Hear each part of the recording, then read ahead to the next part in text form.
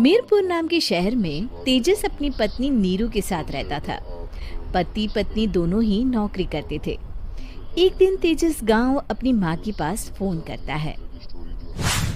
Hello, प्रणाम माँ। जीते रहो माँ, तुम दादी बनने वाली हो हैं? अरे वाह, ठीक है बेटा, मैं कल ही आती हूँ। जब माँ जी शहर पहुंची तो बेटे बहू ने बहुत अच्छे से स्वागत किया। लीजिए माँ जी, चाय। अरे गर्मा गर्म पकोड़े ले आओ माँ के लिए। नीरू रसोई में गई और 2 मिनट में ही पकोड़े ले आई। जी ये लीजिए। बहू, जादू से बनाए हैं क्या? अभी तो रसोई में गई थी। यम्मी। माँ जी, शीला रसोई में पकोड़े तल रही है, मैं बस लेकर आई। हे भगवान, मेरा धर्म भ्रष्ट कर दिया तूने। अब तो गंगा जल से शुद्धिकरण करना होगा।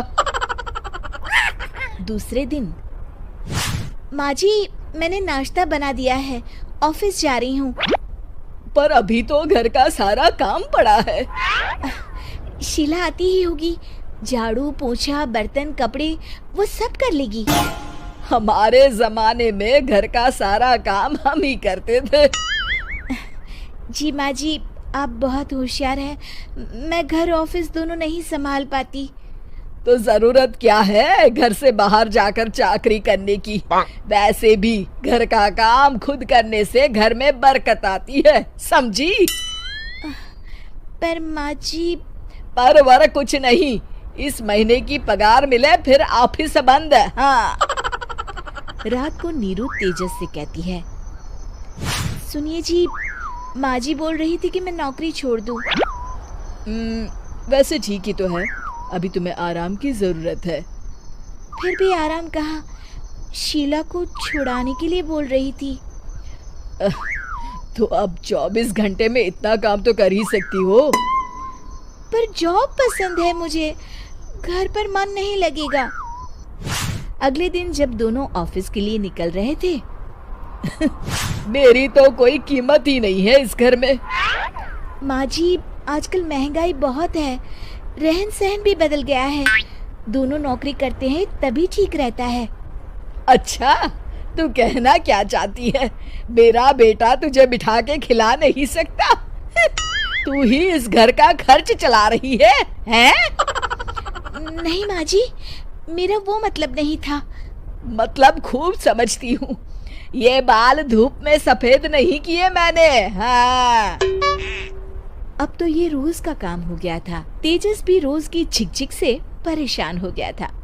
एक दिन उसने कहा, नीरू, वैसे भी तुम्हें मैटरनिटी लीव मिलने वाली है, तो अभी से ही छुट्टी ले लो। पर क्या, मेरी सैलरी अच्छी खासी है।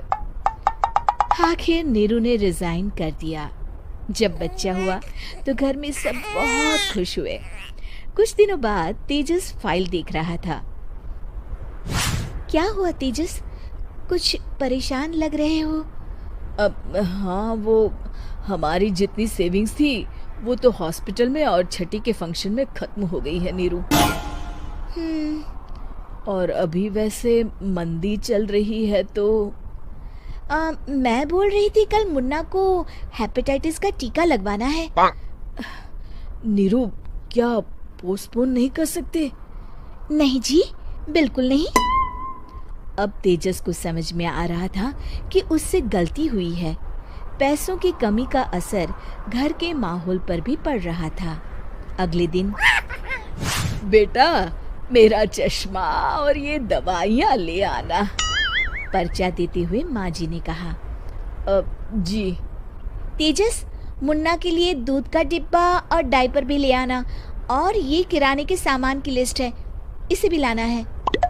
तेजस गुस्से में लिस्ट मरोड़कर फेंकता है और चिल्लाता है, पैसे क्या पेड़ पर उगते हैं?